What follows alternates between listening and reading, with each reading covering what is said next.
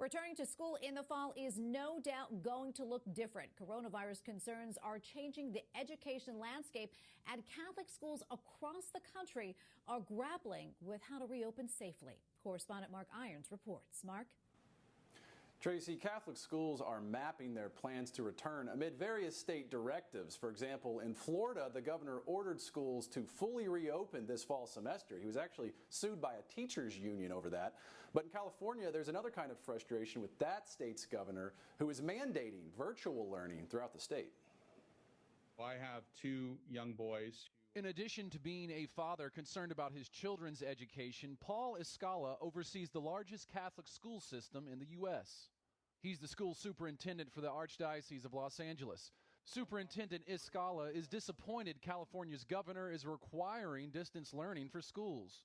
We opened bars, we opened nightclubs, we opened nail salons, we opened hair salons, but we didn't open schools.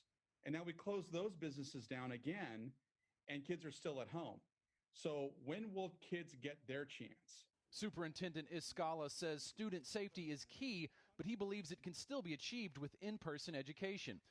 According to the Centers for Disease Control, behind California, Florida has the highest number of coronavirus cases. We're monitoring the situation daily. The Catholic Diocese of Pensacola-Tallahassee announced it will reopen schools 2 weeks later than planned.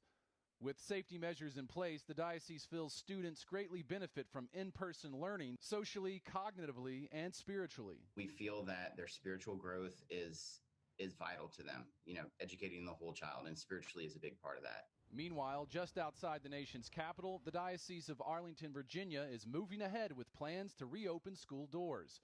Virtual options have been created as well. But we just did a meeting the other day with all the principals. The bishop was there. Safety for the students and for the teachers is the number one thing. Dr. Joe Vorbach, the superintendent of Catholic schools, says interest in Catholic education has increased. I have to assume that families are interested in options that would allow their children to return to school. In Fairfax County, a county within the Diocese of Arlington, says its public schools will begin the school year with all virtual learning.